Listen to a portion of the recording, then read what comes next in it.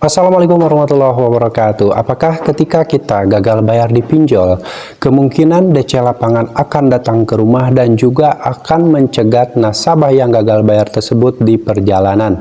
Nah, ini masih sebuah ketakutan juga dari nasabah-nasabah yang saat ini memiliki permasalahan utang piutang di pinjol, dan kita akan bahas sama-sama berdasarkan yang sudah saya alami. Benarkah DC Lapangan bisa melakukan pencegatan di perjalanan ketika nasabah itu mungkin lagi mau berangkat bekerja, lagi ke kantor, lagi mau ke masjid, ataupun lagi beraktivitas di luar rumah? Perlu kalian ketahui teman-teman, pinjaman online merupakan salah satu perusahaan pinjam-meminjam berbasis teknologi informasi yang sebenarnya segala sesuatu dilakukan secara online. Ketika kita install aplikasi, mengajukan pinjaman, mengajukan data-data, sampai pencairan dana itu dilakukan secara online, dan penagihan pun seharusnya dilakukan secara online. Tapi tidak sedikit pula pinjaman online yang menghadirkan tim penagih atau debt collector lapangan yang langsung mengunjungi nasabah tersebut.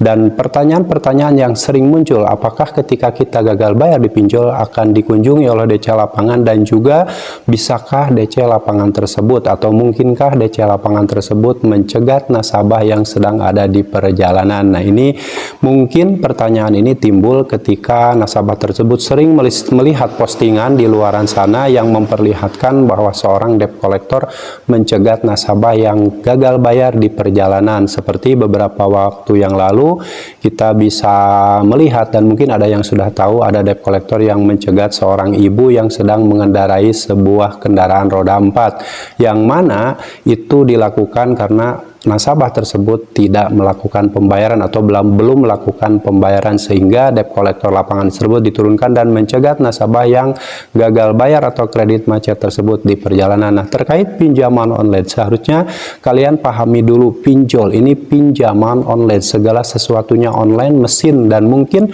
kalian tidak paham kalau terus-terusan melihat ketakutan yang ada di luaran sana, baik itu berupa video, berupa komentar, berupa ketikan dari seseorang yang sengaja menciptakan ketakutan. Nah, hal ini bisa saja menjadi sebuah bumerang buat orang-orang yang sedang gagal bayar di pinjaman online, sehingga pikirannya tersugesti, pikirannya jadi kotor memikirkan hal-hal yang belum tentu terjadi karena sering melihat postingan tersebut.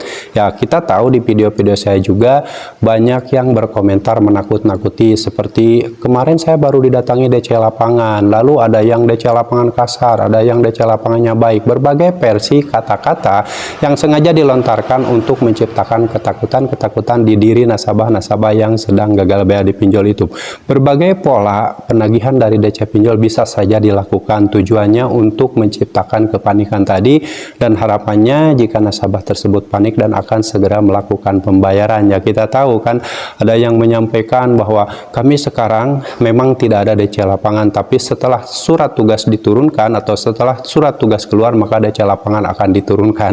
Itu kan sengaja diciptakan agar nasabah-nasabah tersebut panik, apalagi nasabah yang sering melihat postingan tadi, baik itu di seluruh platform media sosial, yang mana semua itu bisa menakut-nakuti diri sendiri. Jadi dari sekarang bersihkan pikiran kalian, bersihkan dari hal-hal yang bisa menakut-nakuti. Fokus saja dengan yang semestinya setiap hari kalian lakukan, beraktivitas. Jangan sampai karena terus-terusan melihat postingan yang menakutkan tersebut akhirnya kalian malas beraktivitas, malas ngapa-ngapain, akhirnya pikiran terganggu, psikologis terganggu, dan akhirnya mental juga terganggu. Ini bisa berbahaya buat masa depan kalian. Jadi sebaiknya sudah bersihkan pikiran-pikiran kalian dari ketakutan tersebut.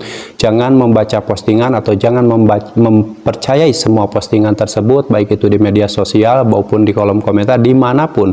Itu hanyalah dibuat oleh seseorang yang sengaja ingin menakut-nakuti kalian, ya, agar tercipta kepanikan, dan harapannya jika takut akhirnya melakukan pembayarannya. Terkait pertanyaan yang muncul beberapa hari yang lalu, dan beliau ini sudah telat bayar di pinjol kurang lebih 2 minggu, dan ketakutannya didatangi DC Lapangan, dan ternyata beliau ini sudah pernah didatangi DC Lapangan, lalu masih bertanya apakah ketika sudah didatangi DC Lapangan dan ketika kita tidak bayar juga atau tidak mampu bayar, apakah DC Lapangan tersebut bisa mencegat nasabah yang sedang ada di perjalanan? Nah, perlu kalian pahami teman-teman, Pengalaman saya dan pengalaman orang-orang yang sudah menggunakan pinjol. Saya menggunakan pinjol dari tahun 2015 sampai saat ini belum pernah mengalami ketika gagal bayar di pinjol itu dicegat di perjalanan oleh DC lapangan. Tapi kalau misalkan DC lapangan datang ke rumah, DC lapangan datang ke kantor, itu pernah dialami, tetapi tidak semenakutkan yang kalian pikirkan, justru biasa-biasa saja ya.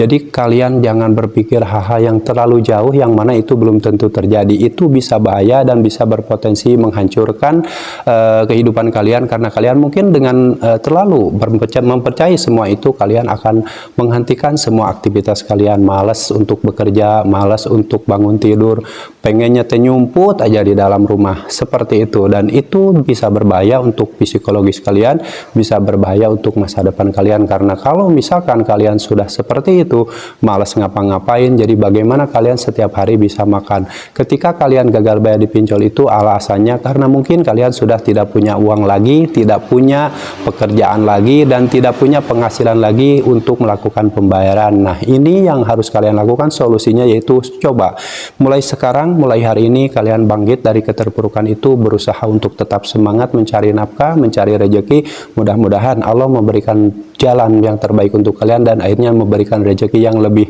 berkah lagi, rezeki yang lebih halal, sehingga kalian tidak terus-terusan membiasakan diri meminjam uang di pinjaman online. Itu yang harus kalian lakukan yang pertama.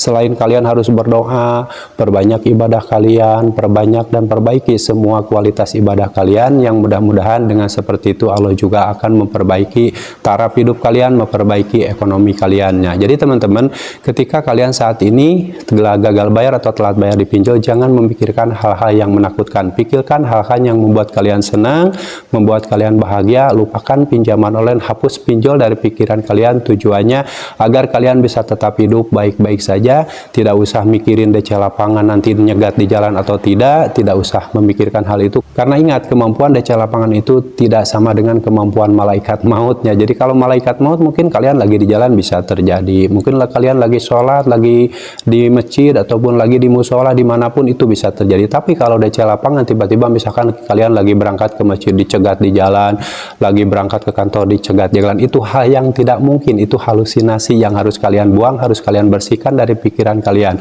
Isi pikiran kalian dengan hal-hal positif agar kalian bisa semangat untuk terus berjuang melakukan hal-hal yang lebih produktif lagi untuk kemajuan dan kebaikan hidup kalian di masa mendatang. Jangan terus-terusan mau jadi budak pinjol yang endingnya hidup kalian hancur-hancuran. Lebih baik stop saat ini pula, walaupun nantinya kalian pasti akan dihancurkan oleh pinjaman online dengan dipermalukan, dibaki-maki, dihina-hina, dikata-katain binatang. Tapi itu adalah sebuah resiko yang memang harus kalian hadapi ketika kalian sudah menyatakan tidak mampu bayar. Daripada kalian terus-terusan maksa bayar dengan cara membuat hutang baru atau terjebak gali lubang tutup lubang, endingnya hidup kalian tetap hancur.